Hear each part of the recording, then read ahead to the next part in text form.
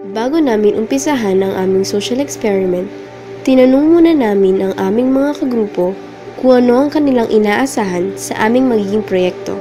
So, anong insights mo before natin gawin itong experiment namin? Magiging mahirap siya.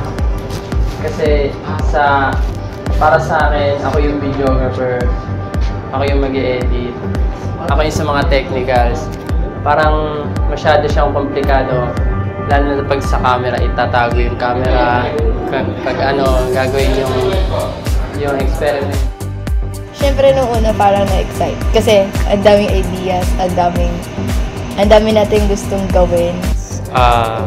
Excited kasi dun sa mga gagawin na conceptualization, planning, designing, ng mga kailangan gawin. And yun nga, masaya gawin yun kasi even though may mga conflicts na nangyari sa mga plano, ganun, maraming napalitan, maraming naisip, ganun. Pero in the end, masaya kasi meron pa rin na gawang plano and yun, excited na gawin lahat yun. As for me, magiging mas madali lang siguro yung part ng experimentation more than yung pag-e-edit and compilation and lahat nun. Kasi para sa akin, madali lang naman yung paggagawa ng performance na yun, ng experiment na yun, kumpara sa iba na medyo hindi kayang mag-initiate ng usapan sa ibang tao. Ang tingin ko mahihirapan lang kami ay yung part na ng editing, compilation, and lahat nun. Siyempre natatakot din ako kasi baka mamaya ma-reject kami ng ibang tao or ma-misinterpret nila yung ginagawa namin tas magalit pa sila sa akin. Kaya ayun, hopefully maging successful yung maging social experiment namin. Ang kagandahan ay isa sa pinakamasarap makamtan na bagay sa buhay ng tao. Lalo na kung ito ay mula sa ibang tao na hindi mo kilala. Ayon sa pag-aaral nila Ashton at Nell noong 1996, mas mababa ang self-perception of beauty ng isang babae kumpara sa isang lalaki. Ibig sabihin, mas mababa ang kumpiyansa sa sarili ng mga babae na tawagin nilang maganda ang sarili nila. Ayon naman kay Professor Norihiro Sadato ng National Institute of Physiological Sciences sa Japan, ang pagtanggap ng compliment o papuri mula sa iba ay mas matimbang kaysa sa pagtanggap ng pera. Mas natutuwa ang isang tao pag sila'y tinawag na maganda kaysa pag sila'y binigyan ng salapi. Lahat tayo ay may kagustuhang makatanggap ng papuri mula sa iba, particular sa isang klase, sa magkakaibigan at sa pamilya. Tumataas ang ating kumpiyansa sa sarili tuwing may nagbibigay sa atin ng papuri. Ngunit paano naman kaya kung ang papuri na iyong natanggap ay tungkol sa iyong pisikal na kagandahan? Ano kaya ang iyong magiging reaksyon kung sakaling bigla ka nalang tawagin ng isang tao na maganda? Maging ito man ay kagandahang loob o pisikal na kagandahan. Dahil minsan lang makatanggap ng papuri ang ibang tao sa buong buhay nila tungkol sa kanilang kagandahan, susubukan namin gumawa ng isang social experiment tungkol dito mula sa iba't ibang tao na aming makakasulubong.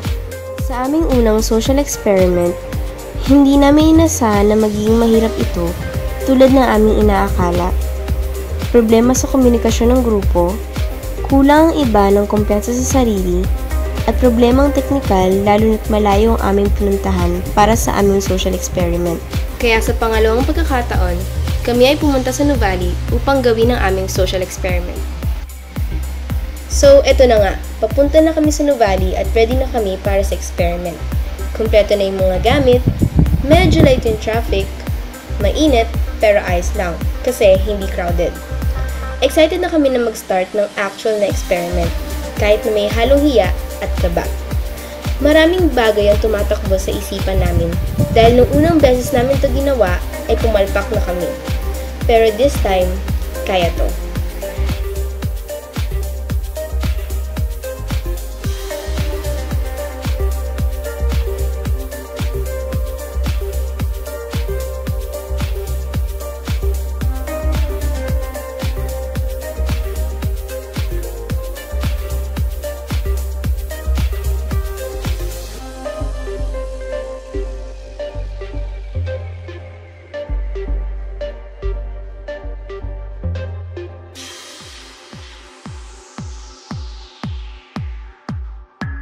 Kami maiging naghanda para sa susunod naming social experiment, kung saan kami ay lumapit sa kahit sinong makasalubong na babae upang sabihan silang maganda at kunin ang kanilang reaksyon.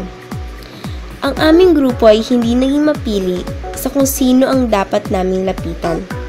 Bagkus ay naghanap kami ng mga babaeng may iba't ibang angking ganda. Maging ito man ay nasa kanilang pisikal na anyo o ang kanilang kagandahang loob. May students po kami, college students po. And may project po kami is taking pictures po with pretty girls. Ano po yung naramdaman yung tinawag po kami pretty girl?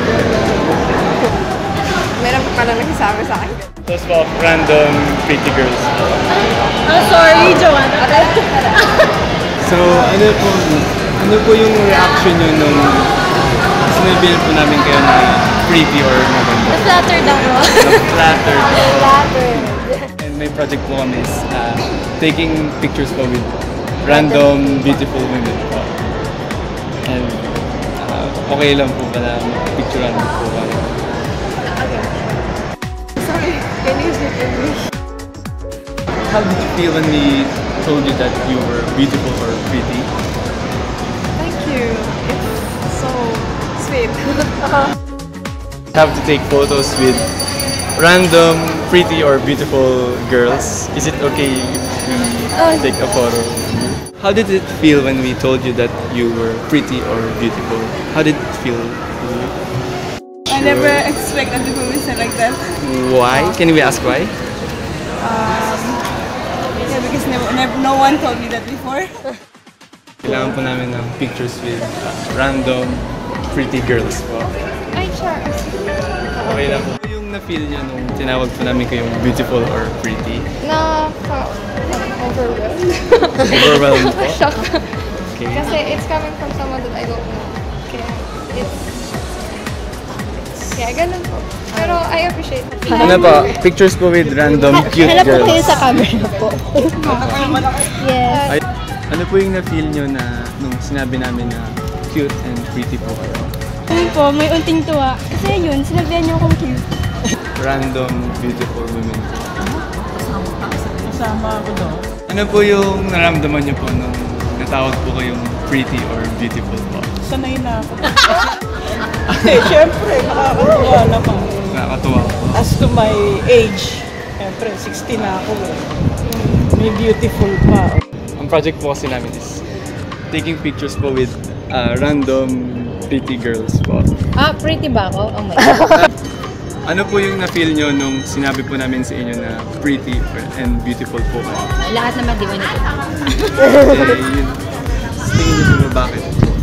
Syempre, may na-appreciate ang beauty mo, di ba? Kahit naman sino. Ikaw, you're pretty. Ano? Mo. Kasi may nakaka-appreciate sa'yo ng beauty mo. Ayan. Kaya, it feels good. Alright. Pag sinabing pangit, okay lang. Yun kasi yung ano niya yun yung opinion niya Iba-iba naman kasi yung definition ng tao ng ano ang beauty talaga sa appearance. Merong iba, you're pretty. Sa iba, hindi ka pretty. Yun. Pero if someone tells you that you're pretty, wow. Diba? Mabuboost yung confidence. Sige po, thank you. Okay.